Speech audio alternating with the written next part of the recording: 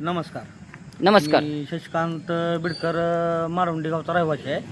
तर मांडवी गावामध्ये एक अजब प्रकार झाला आहे की ग्रामपंचायत मारवंडीनं 2023-24मध्ये गावकऱ्यांना शुद्ध पाणी मिळावं याच्यासाठी आरो प्लॅन्ट शासनानं दिलता. बर तो आरो प्लॅन्टचं भूमिपूजन झालं, ते एका ठिकाणी बसवला, नारळ फोडला. तो आरो प्लॅन्ट व्यवस्थित चालू होता. त्याच्यापासून ग्रामपंचायतला काही ना काही रोज कर मिळत होता. त्यांनी 9,000 रुपये महिना पावलं. तिथं पोरगा पण कामाला ठेवलेला होता. बर तर आता सध्याची तो आरो प्लॅन्ट तिथं नाही. माझ्या लक्षात आल्यानंतर मी सविस्तर तक्रार BDO साहेबांकडे दिली. तसेच गावातील घनकचऱ्यावरील प्लास्टिक कचरा वेगळा आणि सुका कचरा वेगळा याची जाळी आहे. घनकचऱ्यावरची लोखंडी जाळी आहे. ती जाळी पण तिथं जिथं जिओ टॅगिंग केलंय ती जाळी आढळून आली नाही. असं बरंच मुद्दा येतं.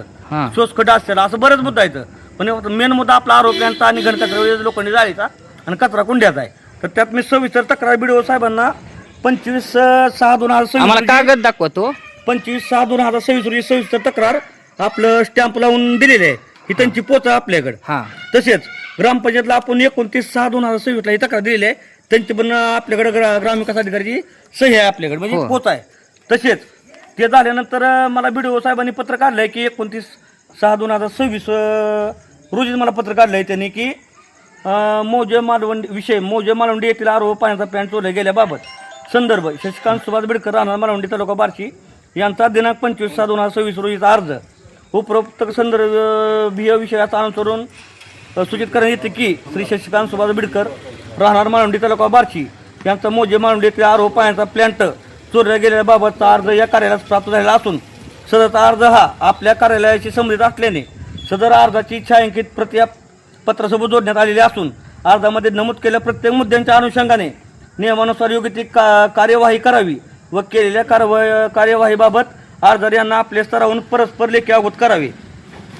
तर तुम्ही ग्रामपंचायत मध्ये या विषयावरती बोललात का? परत गेलेले आहात का? हो, गेलतो की. ग्रामपंचायत मध्ये मी गेलो असता. सुरुवातीला मला टाटा उत्तर देण्यात आली, पण नंतर मी थोडं रागात बोलल्यानंतर त्यांनी मला सांगितलं की तुला आम्ही मीटिंग काढतो आणि लेखी तुला पंचनामा करून आम्ही कार्यवाही आम्ही करत नाही म्हणले. ग्रामसेवक म्हणले, सरपंच म्हणले की आम्ही कार्यवाही काय करणार नाही म्हणले.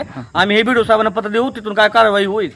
ते म्हणतो मला मी कारवाई कर. माझा जर मालकीचा असतं तर मी कारवाई केली असती. बरोबर. हे का माझ्या मालकीचं आहे का? नाही, हे ग्रामपंचायत मालकीचं म्हणजे सरकारच्या मालमत्तेचं आहे.